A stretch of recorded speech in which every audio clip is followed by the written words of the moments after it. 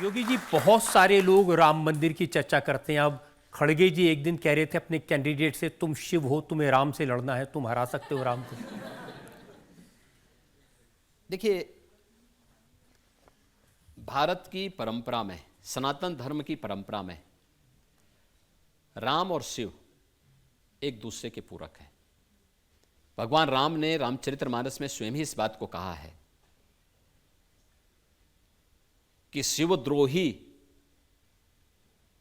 अगर मेरे समीप आने का प्रयास करता है तो वह सपने में भी मेरी कृपा नहीं प्राप्त कर सकता है।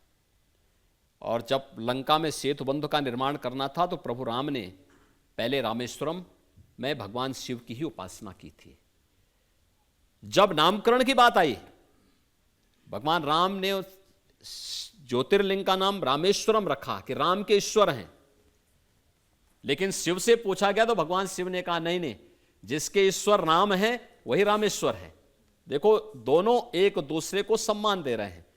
यह भारत की परंपरा है। कांग्रेस ने बांटने की राजनीति हमेशा की है। पहले देश को बांटा, इसके बाद क्षेत्र और भाषा के आधार पर देश को बांटने का कुत्सित प्रयास किया।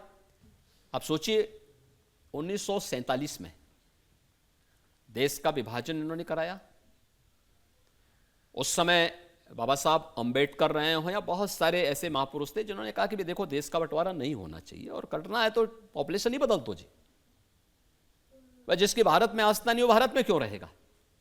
वो जाए ना, रास्ता वहां का, नापे वहां का, जहां उनको जाना है। क्यों भारत में बोझ बनोगे? क्षेत्रफल दिया, ज्यादा दिया गया, आबादी कम गई। ज्यादा क्षेत्रफल मिलने और भारत की बहुत अच्छी उपजाऊ भूमि वहां जाने के बावजूद आज पाकिस्तान के अंदर क्या स्थिति है। और मैं यही बोलना चाहूंगा, जो पाकिस्तान का राग अलापते हैं वे जाए ना उस कंगाल के पास, वे भी उस भीख मांगने में शामिल हो जाएं। देखो, एक तरफ भारत है, 80 करोड़ लोगों को प्रधानमंत्री मोदी जी के नेतृत्व में फ्री में राशन की सुविधा का लाभ दे रहा है, और दूसरी तरफ 23 से 24 करोड़ का पाकिस्तान भिखमंगों की तरह दुनिया के अंदर कटोरा लेके घूम रहा है, कोई भीख भी नहीं दे रहा है।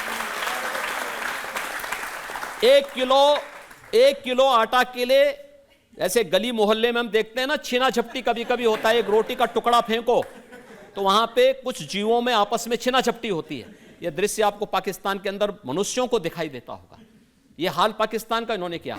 अगर वह हिंदुस्तान का पार्ट होता, ऐसे खुशहाल होता जैसे भारत खुशहाल है। पाकिस्तान की जितनी आबादी, उससे ज्यादा गरीबों को मोदी जी ने 10 वर्ष में गरीबी रेखा से ऊपर उठा करके एक स्वस्थ जीवन जीने का, खुशहाल जीवन जीने का उन्हें एक रास्ता उनके लिए प्रशस्त किया। शर्म आनी चाहिए इन लोगों को जो पाकिस्तान की वकालत कर रहे हैं। लेकिन पाकिस्तान के जो फॉर्मर मिनिस्टर फवाद चौधरी, उन्होंने कहा राहुल ऑन फायर, राहुल को वोट देना चाहिए। तो राहुल गांधी की तो पैरवी वहीं से होगी, हिंदुस्तान से थोड़े कोई करने वाला है।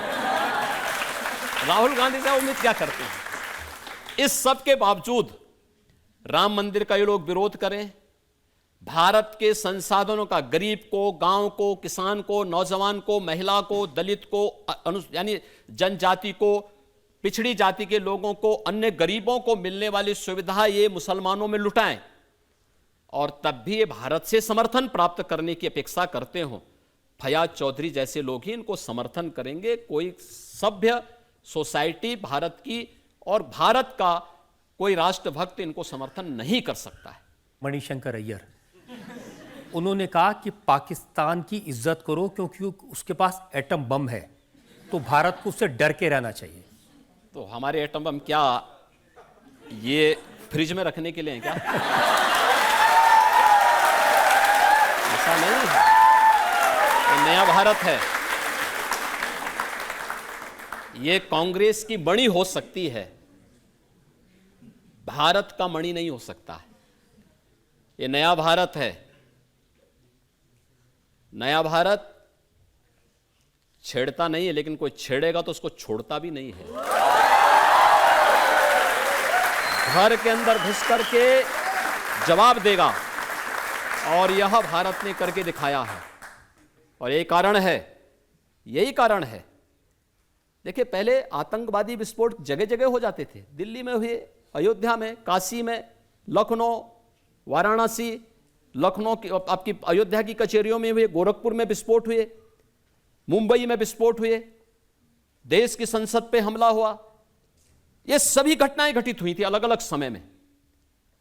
आपने पिछले 10 वर्ष के अंदर देखा होगा, एक सुरक्षा का बेहतरीन वातावरण, आंतरिक सुरक्षा बेहतरीन हुई है। नक्सलवाद समाप्त हुआ है। और अब तो पटाखा भी थोड़ा जोर से फटेगा ना, तो पाकिस्तान पहले सफाई देता कि नहीं, मेरा हाथ नहीं है, मैं दूर दूर तक मेरा संबंध नहीं है, ये नया भारत है, ये देश की ताकत है, इस पर हर भारतवासी गौरव की अनुभूति करता है। ये इस पे नहीं, कांग्रेस के समय, अरे साहब सीमा पार से आतंकवाद, एक शब्द उनका सुनने को मिलता था। देखिए, मैं संसद में रहा हूं 2004 से लेकर के 2014 तक, और मैंने बहुत नजदीक से देखा जब कश्मीर में सामूहिक नरसंहार होता था, अयोध्या में, काशी में, या जहां भी विस्फोट हुए थे, ट्रेनों में विस्फोट होते थे। जब भी हम संसद में मुद्दे उठाते थे, एक शब्द सुनने को मिलता था, अब सीमा पार से आतंकवाद है। अबे सीमा पार से है तो आप भी तो कुछ करिए। हिम्मत ही नहीं थी। आज सीमा पार समाप्त, आज सब भारत अपने आप सबसे निपट लेता है। यह ताकत दिखानी पड़ेगी, और ये ताकत मोदी जी के नेतृत्व में नए भारत ने दिखाई है। और मुझे लगता है हर भारतवासी इस पर गौरव की अनुभूति करता है कि मोदी जी के नेतृत्व में नया भारत, श्रेष्ठ भारत भी है। न केवल भारत को सम्मान दिलाता है, भारत की सीमाओं की सुरक्षा भी करना जानता है, भारत की आंतरिक सुरक्षा को भी बेहतरीन रखना जानता है, भारत के अंदर विकास के बड़े बड़े कार्यों को भी आगे बढ़ा सकता है। आज आप देख रहे होंगे IIT, IIM, एम्स की संख्या 2014 तक केवल 7 बनी थी, 7 में से भी 6 अटल जी ने बनाए थे। 7 में से 6 अटल जी ने बनाए। आज इनकी संख्या बढ़कर के 26 हो गई है। ये मोदी जी के समय में बढ़ा है। मेट्रो 5 सिटी पे थी, आज 20 सिटी में मेट्रो की सुविधा है। ईज ऑफ लिविंग के लक्ष्य को कैसे आप प्राप्त करेंगे, ये सुविधा। एयरपोर्ट कांग्रेस के समय यानी आजादी के पहले से लेकर 2014 तक केवल 74 थी, आज इनकी संख्या 152 हो चुकी है। ऐसे ही IIT, IIM, IIIT, 1 district 1 medical college, एक लंबी श्रृंखला, और गरीब कल्याणकारी योजना की कोई गिनती नहीं। ये सभी कार्य मोदी जी के नेतृत्व में पिछले 10 वर्ष के अंदर जो हुए हैं, ये कार्य इस बात को दिखाते हैं कि यहां सुरक्षा भी है, सम्मान भी है, विकास भी है, गरीब कल्याण भी है।